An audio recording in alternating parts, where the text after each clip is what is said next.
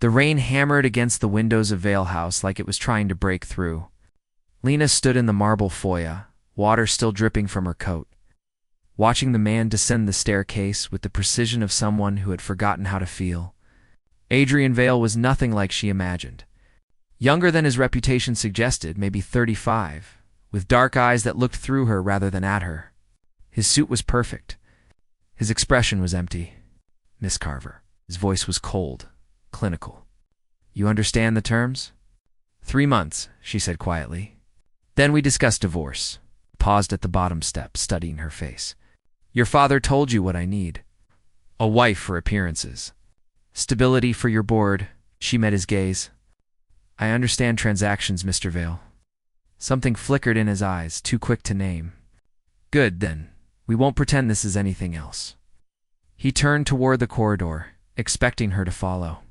The east wing was all glass and stone, overlooking cliffs where waves crashed in the darkness.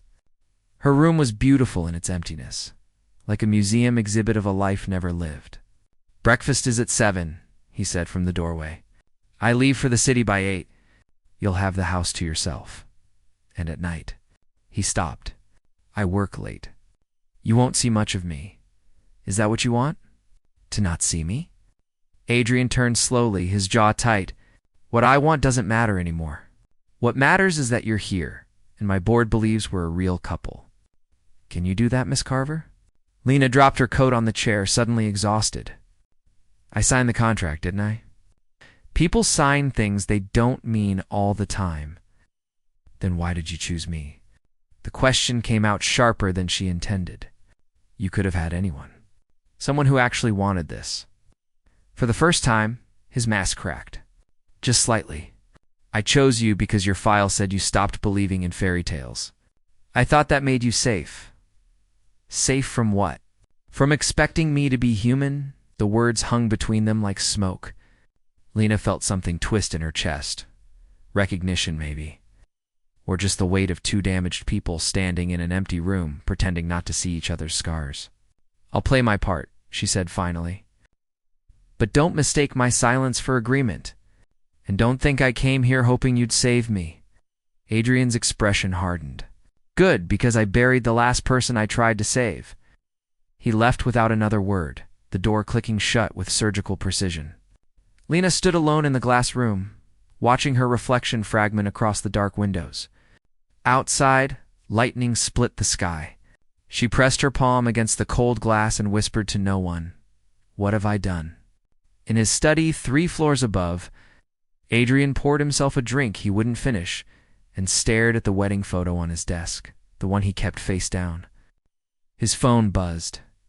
Martin's text was brief. "The contract is binding. 3 months starts now." He picked up the frame, looked at the face of his dead wife for exactly 3 seconds, then put it back down. "Forgive me, Claire," he murmured. "I've brought another ghost into this house." Below, in her room, Lena found a letter on the nightstand. Her father's handwriting, left by the driver. She opened it with shaking hands. "Be grateful. He could have chosen someone else." She crumpled the paper and threw it in the fireplace. But as she watched it burn, she realized the words had already branded themselves into her skin. The rain intensified. The house creaked. And somewhere in the darkness between floors, 2 strangers who had sold pieces of themselves began the slow, inevitable collision that would break them both open. 3 weeks passed like a held breath. Adrian kept his distance. Lena learned the house's rhythms, his footsteps at dawn, the smell of coffee he never finished, the way certain rooms stayed dark no matter how bright the day. She found the piano on a Tuesday. Dust covered the keys like forgotten snow. When she lifted the lid, the sound echoed through empty halls. "Don't." Adrian's voice cut through the music. He stood in the doorway, his face drained of color. "I'm sorry, I didn't know that room is off limits." His words were knives. Lena stood, hands trembling. "I was just my daughter played that piano." His voice cracked on the word daughter. The last song she learned was Claire de Lune. She never finished it. The air turned to glass between them. Lena saw it then, the way grief had hollowed him out and left only the architecture of a man. "I didn't know," she whispered. Your file didn't mention. Files never do. He walked to the window, shoulders rigid. Her name was Emma. She was 4. Claire, my wife, was teaching her to play. They were flying to Paris for her birthday when the plane went down. Lena felt her throat close. Adrian, don't, he said softly. Don't give me sympathy I don't deserve. I wasn't on that plane because I chose a board meeting over my daughter's birthday. I chose money over her life. That's who you married, Miss Carver. A man who let his family die alone? The confession hung in the air like shattered porcelain. Lena stepped closer, against every instinct. You didn't crash the plane. I wasn't on it. His laugh was bitter. Same thing. No, it's not. It turned, eyes dark and dangerous. What do you know about guilt? Your father sold you to save his company. At least you were sacrificed for something. The words landed like a slap. Lena felt heat rise in her chest, years of swallowed anger finally breaking surface. You think I don't understand loss? Her voice shook. My mother left when I was 6, walked out without explanation, without goodbye. My father turned into a stranger who only saw me as currency. I spent 15 years being invisible in my own house, and you think I don't know what it means to be abandoned? Adrian stared at her, something shifting behind his eyes. I didn't come here expecting love, she continued, her voice raw. I came because I had nowhere else to go. But don't you dare tell me I don't understand pain? The silence that followed was different, charged, fragile. Sorry, he said finally. The words sounded foreign in his mouth. I shouldn't have, no, you shouldn't have. She walked past him toward the door, then stopped. But at least you're finally talking to me like I'm real. That night, something changed. Adrian found her on the cliff terrace, watching storms gather over the ocean. He stood beside her, without speaking, just breathing the same salt air. Emma loved the rain, he said quietly. She'd press her hands against windows and try to catch the drops through the glass. Lena didn't respond, just listened. Claire wanted more children. I said we should wait. Focus on the company first. There was always time, I thought. His laugh was hollow. Time is a lie we tell ourselves. You loved them, Lena said. It wasn't a question. Love doesn't save anyone. He turned to face her. But it destroys beautifully. She met his gaze, and for the first time, saw past the armor to the wound beneath. Is that why you chose me? Because I was already broken? Yes. His honesty cut clean. I thought it would hurt less. Does it? He studied her face in the dim light, really seeing her. The curve of her jaw. The way sadness lived in her eyes like permanent weather. The quiet strength of someone who had survived being sold? No, he admitted. It hurts more. Before she could respond, his phone shattered the moment. Martin's name flashed on the screen. Adrian answered with visible reluctance. What is it? Lena watched his expression change, watched the walls rebuild themselves brick by brick. When his voice went cold. I see. Thank you, Martin. He ended the call. The tenderness from moments before vanished. Your father, he said flatly, has been making calls. To the press. About our arrangement. Lena's blood turned to ice. What? He's trying to leverage our marriage for publicity. Boost his failing company by association with my name. Adrian's jaw clenched. He's scheduling interviews. Calling it a love story? No. The word barely escaped. He wouldn't. He already has. Tomorrow morning, every major outlet will run the story. The billionaire and his blushing bride looked at her with something between pity and rage. Was this the plan all along? Marry me, wait for the right moment, then sell the story.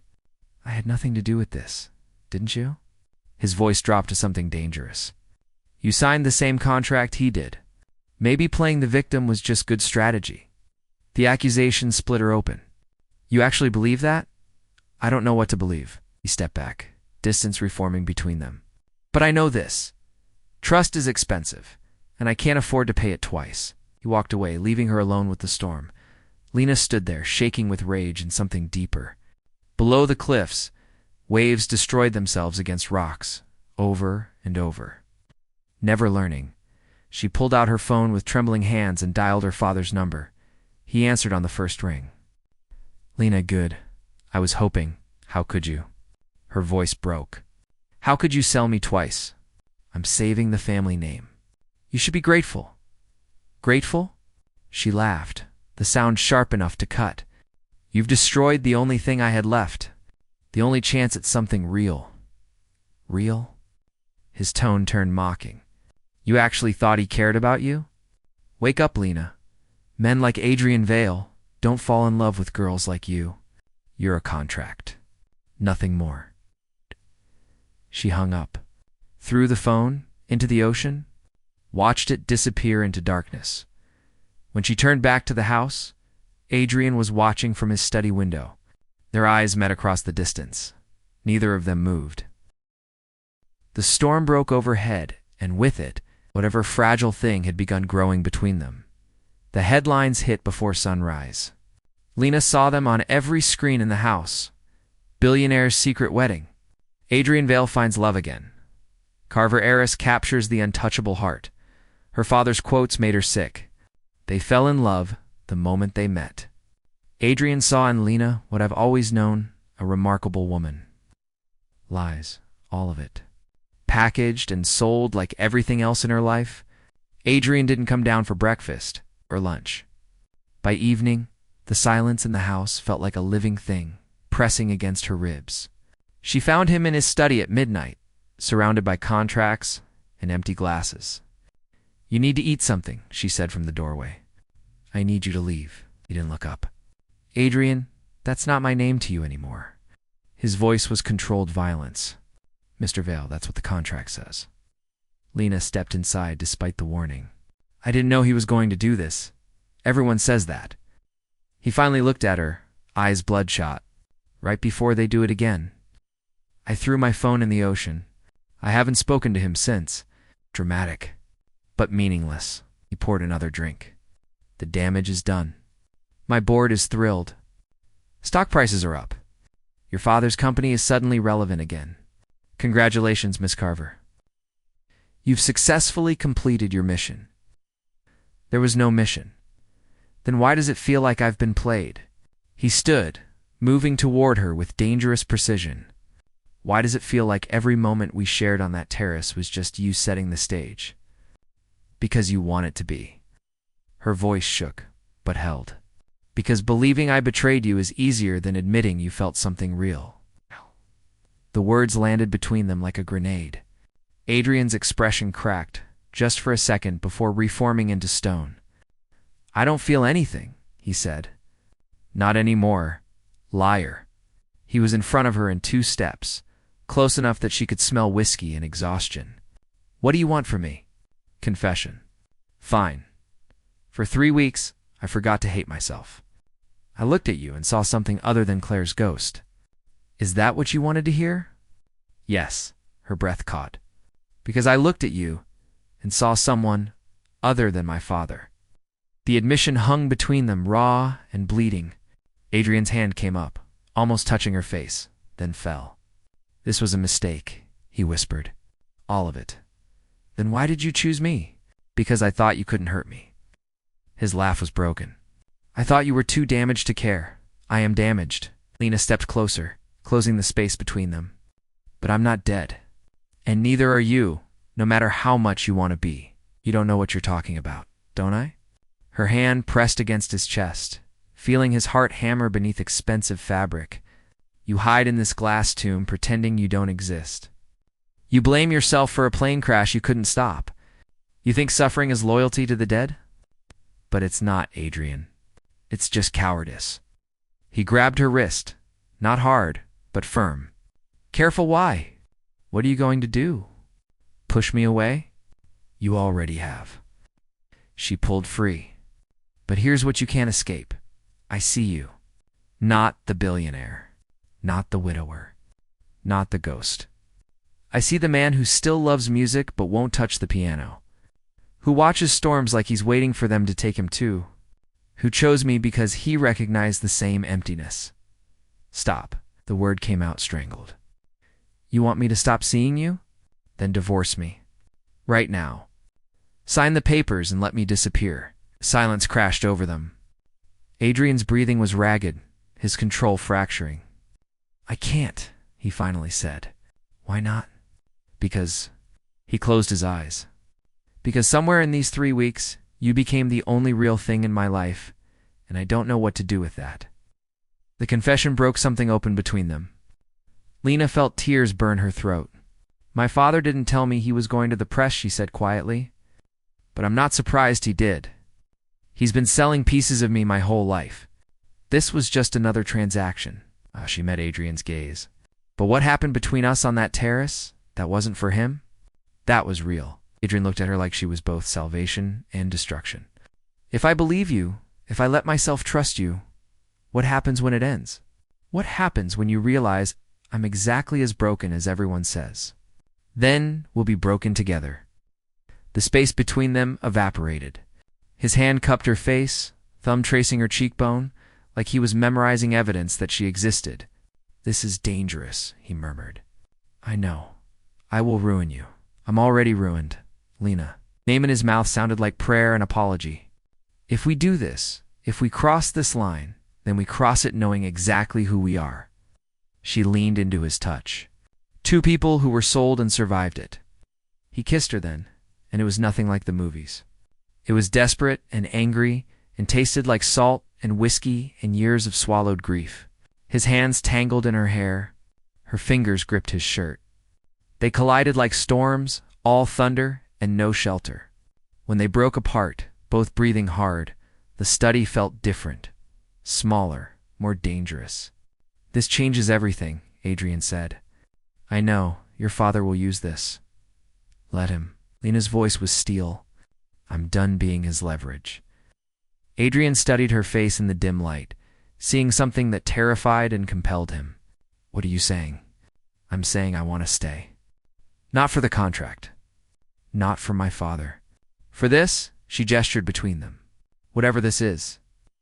Before Adrian could respond, headlights swept across the windows. A car door slammed. Voices carried through the night. Were you expecting someone? Lena asked. Adrian's expression went cold. No. The doorbell rang. Once, twice, insistent. Martin appeared in the hallway, looking shaken. Sir, I'm sorry, but the front door opened before he could finish. William Carver walked in like he owned the place. Expensive suit, rain-soaked, smile sharp enough to cut. There's my daughter. His voice boomed through the foyer. And my Sunni-in-law. How lovely. Adrian stepped in front of Lena instinctively. You weren't invited, no? I'm family now. William's eyes glittered. Thought I'd come celebrate our good fortune. The press is eating this up. Your stock is soaring. My company is saved. He looked at Lena. You've done well, sweetheart. Better than I expected. Get out, Lena said quietly. Excuse me? You heard her. Adrian's voice dropped to something lethal. Leave now. William laughed. Or what? You'll break the contract. Divorce her and prove it was all a sham? He pulled out his phone, showing headlines. Too late. The world believes in your love story. If you end it now, your precious board will know the truth. That you were desperate enough to buy a wife. I'll weather the scandal, Adrian said. Will you? William stepped closer. Because I also have evidence of your offshore accounts. The ones you use to avoid taxes. The shell companies. One phone call to the IRS, and your empire crumbles. The room went silent. Lena felt ice flood her veins. You're blackmailing him? She whispered. Your own daughter's husband? I'm protecting my investment. William's smile widened. You stay married for at least a year. You play the happy couple. And when it's done, we all win. You get your image, Adrian. I get my company. Lena gets to pretend she's loved. Adrian moved so fast, William didn't see it coming. 1 second, he was smiling. The next, Adrian had him against the wall, forearm pressed against his throat. Say another word about her, Adrian growled, and I will destroy you so completely, they'll forget you ever existed. William gasped for air, face reddening. The evidence is already with my lawyer. You kill me, it goes public. Adrian held him there for 3 more seconds, then released him with disgust. William stumbled, coughing. This isn't over, he wheezed. Yes, Lena said, her voice clear and cold. It is. She picked up a nearby vase and threw it at her father's feet. It shattered, porcelain exploding across marble. You want evidence? Take it to whoever you want. Burn Adrian's empire. Destroy everything. But I'm not your daughter anymore. I'm not your weapon. And if you ever come near me again, I will make sure every person in New York knows exactly what kind of man you are. William stared at her, genuinely shocked. Lena, get out. He looked between them, seeing something that made him hesitate. Then he straightened his jacket and walked toward the door. You'll regret this, he said. I already do, Lena replied. I regret every year I spent believing you loved me. When the door closed behind him, silence fell like snow. Adrian and Lena stood in the wreckage, breathing hard. He'll release everything, Adrian said quietly. My company, my reputation, everything I've built. I know. I'll be ruined. I know. He turned to face her. Why did you do that? Lena met his gaze, and in her eyes was something fiercer than fear. Because some things matter more than survival. Adrian looked at her like he was seeing a ghost. Or maybe seeing, for the first time, something more dangerous than ghosts. Hope. The evidence hit the press 3 days later. Every offshore account. Every shell company. 5 years of carefully hidden financial maneuvers exposed. Like organs under surgical lights, Adrian's phone rang without stopping. Board members resigned. Partners withdrew. Stock prices plummeted. The empire he'd built to honor Claire's memory collapsed in 72 hours. He watched it happen from his study, face empty, while the world called him a fraud. Lena found him there on the 4th morning, surrounded by legal documents and silence. He hadn't slept, hadn't eaten. His eyes tracked her movement like she was something dangerous. You should leave, he said. No emotion. Just fact. No. Lena. Her name sounded tired in his mouth. It's over. Everything I had is gone. The contract is worthless now. There's nothing keeping you here. You're keeping me here. The sound hollow. I'm a scandal waiting for the next headline. Your father won. He destroyed me and made you complicit. If you stay, you'll drown with me. Then I drown. She sat across from him, forcing him to look at her. I'm not leaving. Why? His control finally cracked. Why would you stay with someone who has nothing left to offer? Because you're not nothing. She reached across the desk, taking his hand. And because for the first time in my life, I chose something for myself. I'm choosing you. Adrian stared at their joined hands like he didn't understand the language of touch. You don't know what you're saying. I'm not the man you think I am. You're exactly the man I think you are. Broken, trying, real. I have nothing, Lena. No company. No reputation. No future. You have me. Her voice was steady. If you want me. The question hung between them, heavy with consequence. Adrian's thumb traced circles on her palm, the gesture unconscious. Intimate. I don't deserve you, he whispered. Good thing I'm not asking about deserving. Before he could respond, Martin entered, face pale. Sir, you need to see this. He handed Adrian a tablet. On screen, a video played. Security footage. The Carver Holdings boardroom. William Carver and someone else. Someone whose face made Adrian go very still. When was this taken? His voice was ice. 2 weeks ago, Martin said quietly. Before the wedding? They watched in silence. Watched William hand over files. Watched money change accounts. Watched him laugh. That's my CFO, Adrian said. David Chen. He had access to everything. The video continued. David's voice, I'll feed you everything.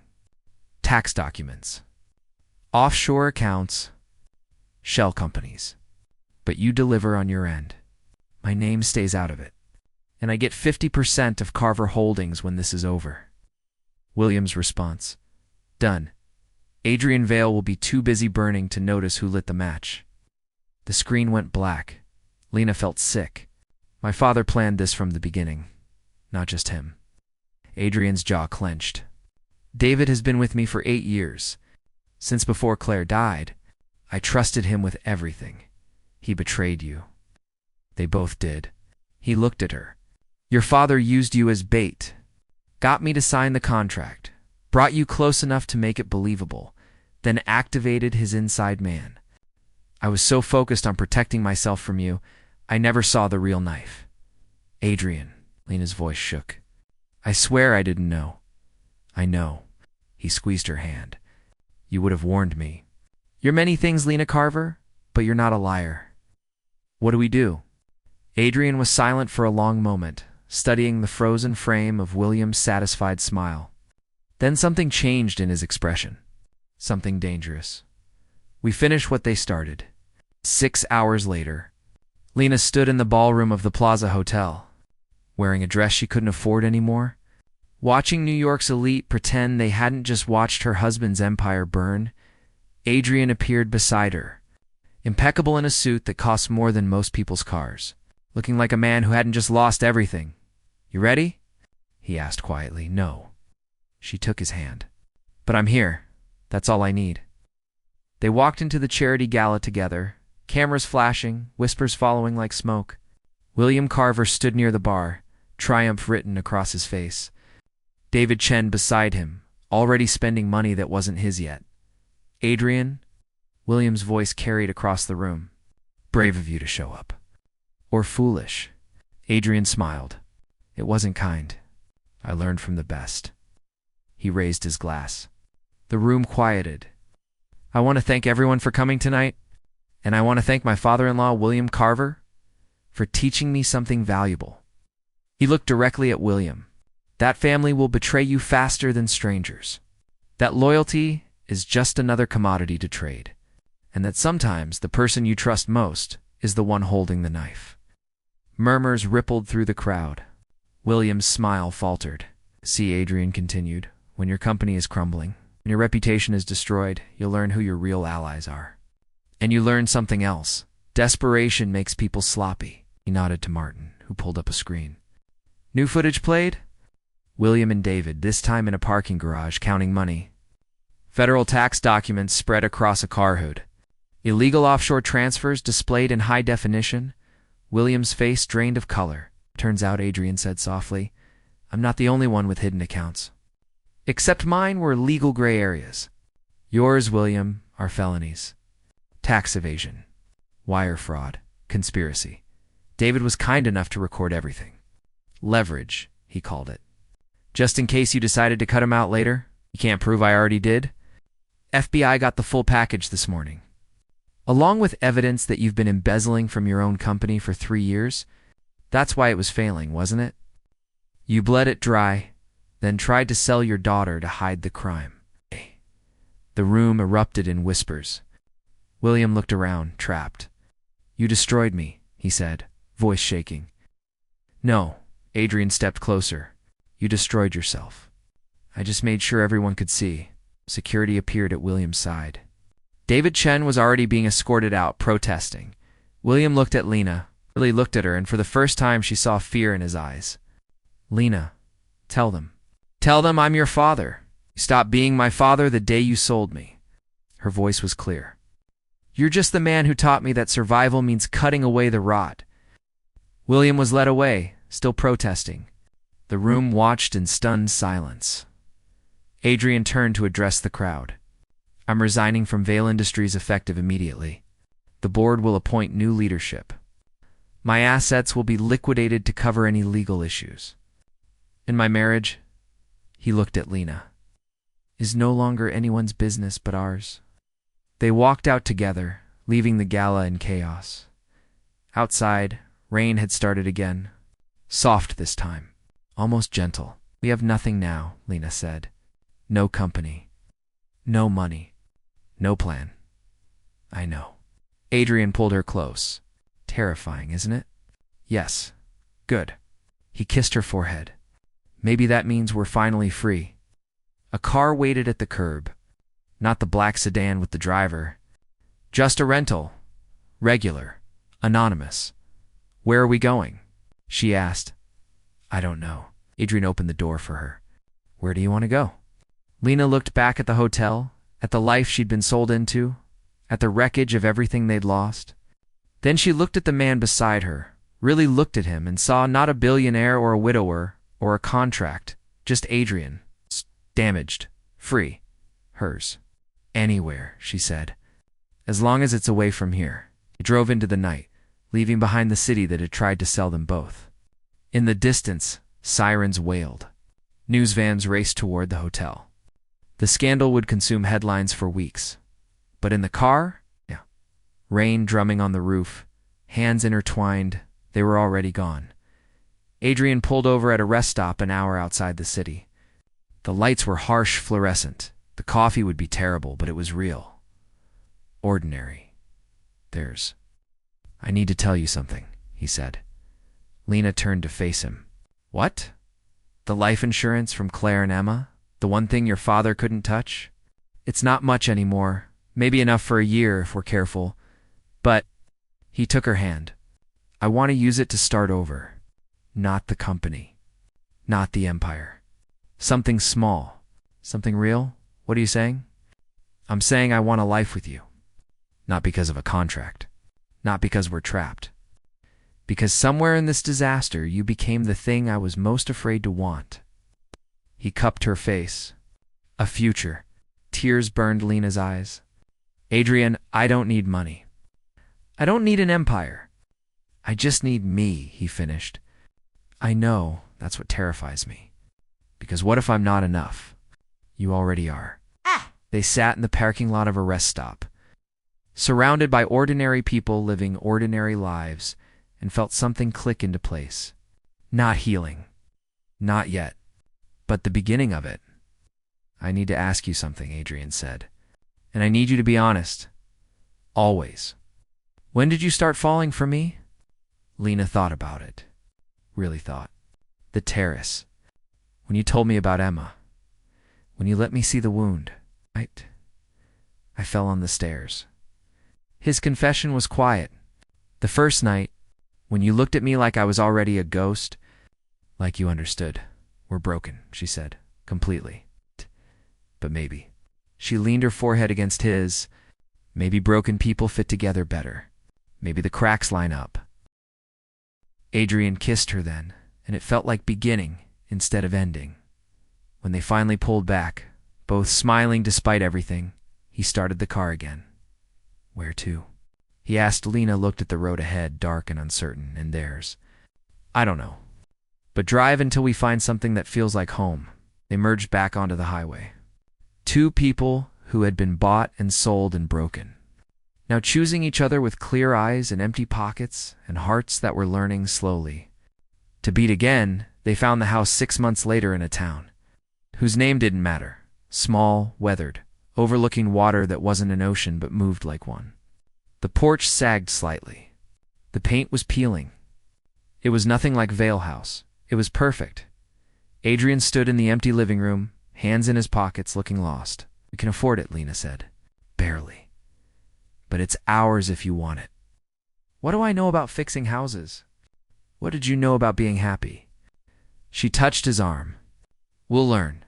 They bought it with the last of the insurance money. Moved in with 2 suitcases and a past that.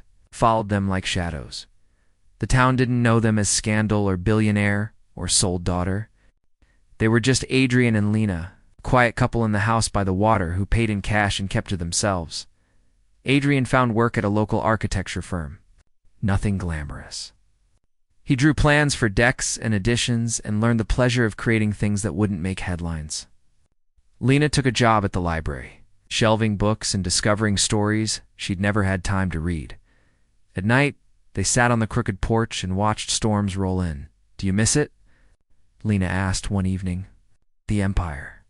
The power. Adrian was quiet for a long time. I miss who I thought I was, but I don't miss the man I became. Who are you now? I don't know yet. Took her hand. But I'm learning. 3 months after they moved in, a package arrived. No return address.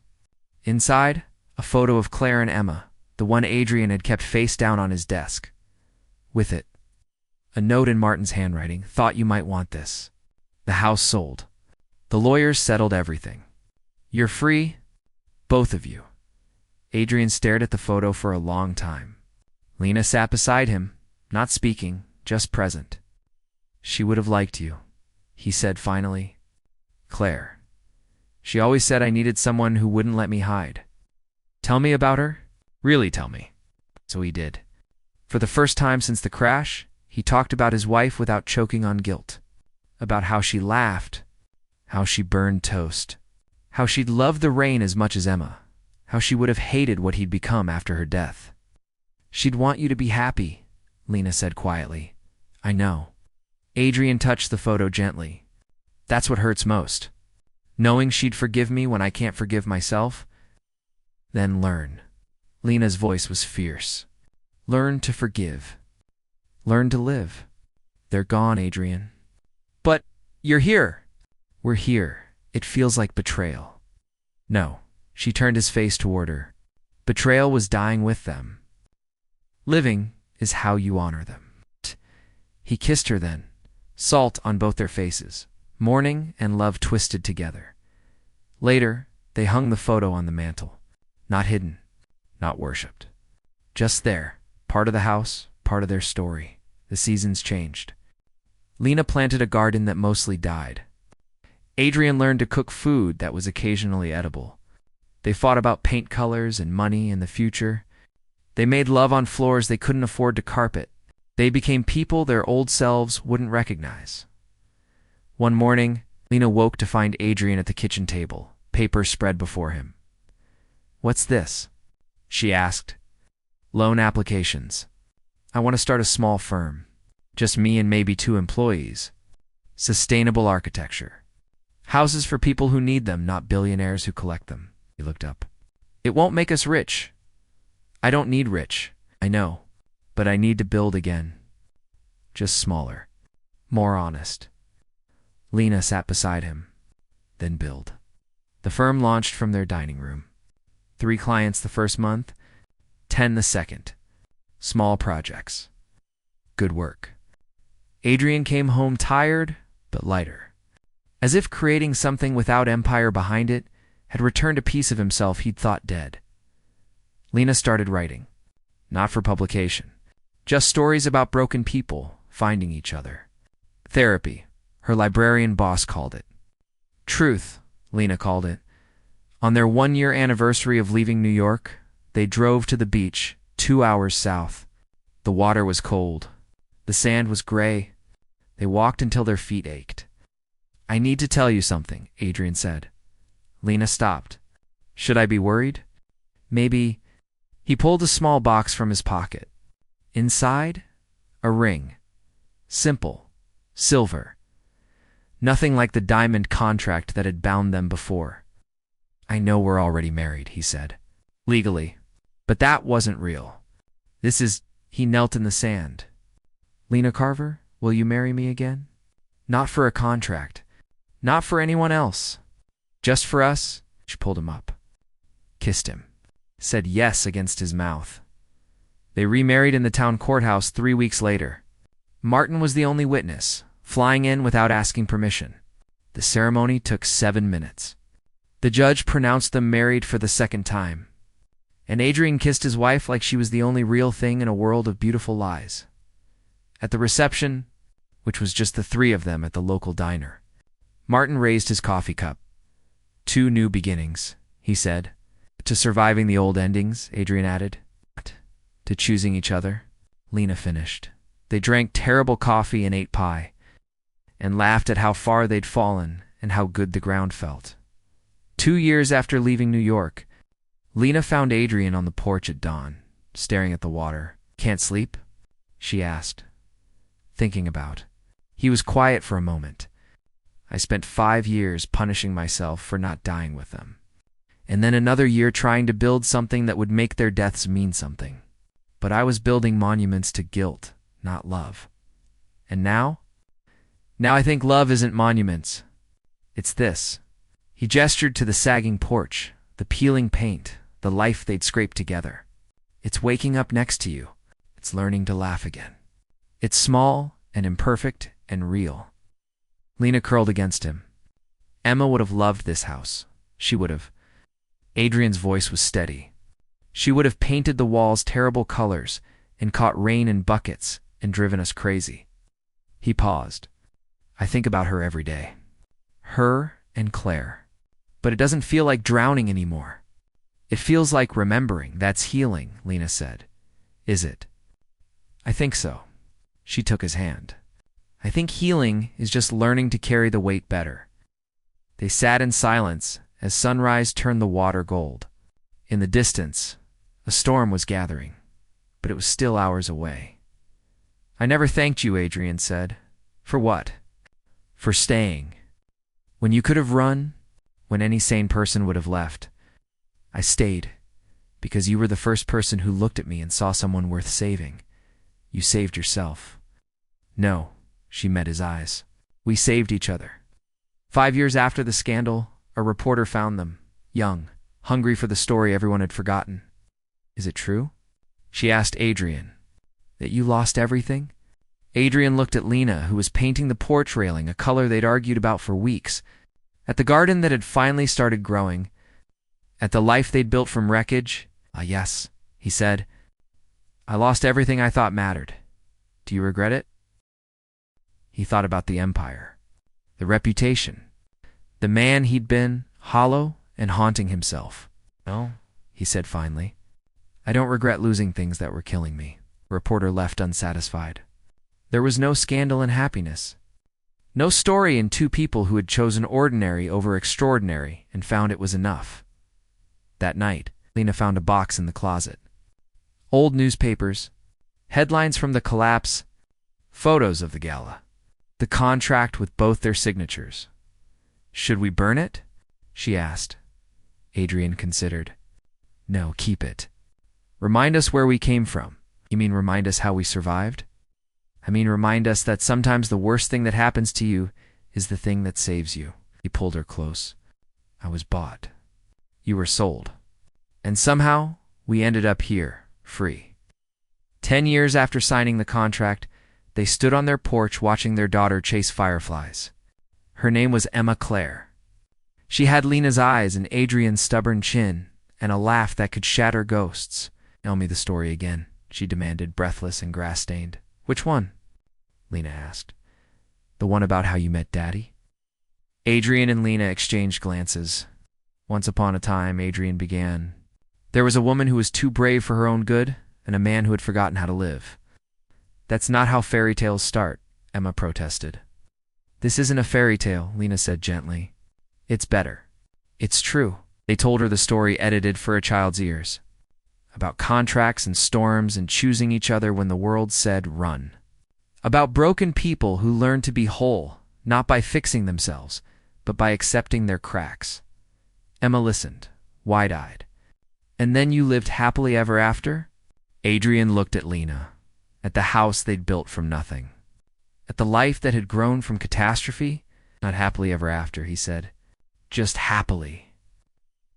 And that's enough. Emma ran off chasing fireflies again. Lena leaned against Adrian, feeling his heartbeat steady beneath her palm. You think she understands someday? She asked. Why we tell it that way? Maybe. Adrian kissed her temple. Or maybe she'll just know that love isn't about perfect beginnings. It's about refusing to give up when everything says you should. Is that what we did? Refuse to give up? No. He turned her to face him. We gave up everything. Status, money, pride. We gave up who we were supposed to be and found out who we actually are. And who are we? Adrian smiled. It was real. It was earned. It was his. We're the people who survived being bought and sold and came out the other side, believing in something better than survival. What's better than survival? This, he gestured to Emma, to the porch, to the ordinary, extraordinary life they'd built. Living. The fireflies blinked in the gathering dark. The storm from earlier had passed, leaving clear sky and stars. Lena thought about the girl she'd been, signing that contract with trembling hands. She thought about the man Adrian had been, hollow and haunting himself. She thought about how far they'd come and how much it had cost, and how little any of it mattered now. Adrian, she said quietly, Yes. If you could go back, knowing everything that would happen, would you still sign? He didn't hesitate. Yes, because it brought me here. To you, to her, to this, even knowing the pain? Especially knowing the pain. He pulled her closer. Pain means you felt something. Survival means you lived through it. But this, what we have now, this is what it was all for. Emma ran back to them, breathless. It's dark. Tell me another story. What story? Lena asked. The one about tomorrow? Adrian laughed. We don't know that one yet. Then make it up. So they did. Together, 3 people on a crooked porch, making up tomorrows under stars that had watched them break and rebuild. And when Emma finally fell asleep between them, Lena whispered to Adrian, Did we do it? Did we actually make it? He looked at their sleeping daughter, at the woman he'd married twice, at the life they'd clawed out of ruin. We made it, he said. Not in spite of what happened? Because of it. You really believe that? I believe we were sold as broken, Adrian said softly. And we learned that broken can still be beautiful. Lena rested her head on his shoulder. In the distance, ocean waves crashed. In the house, a life they'd built waited. In their daughter's dreams, fireflies still blinked. Thank you. Lena whispered. For what? For seeing me, for staying, for building this with me. Thank you, Adrian replied, for teaching me that mercy isn't surrender. It's just another word for grace. They sat in the dark, holding what they'd saved, and it was enough. More than enough. It was everything. Years later, when their daughter asked again about fairy tales and happy endings, they would tell her the truth, that some stories don't end with happily ever after. They end with 2 people who chose each other, who survived the fall, who learned that love isn't about being saved. It's about saving yourself and finding someone brave enough to do the same. The wind picked up. Stars wheeled overhead, and on a crooked porch in a town whose name didn't matter, 2 people who had been bought and sold and broken held each other in the dark and called it home. The end.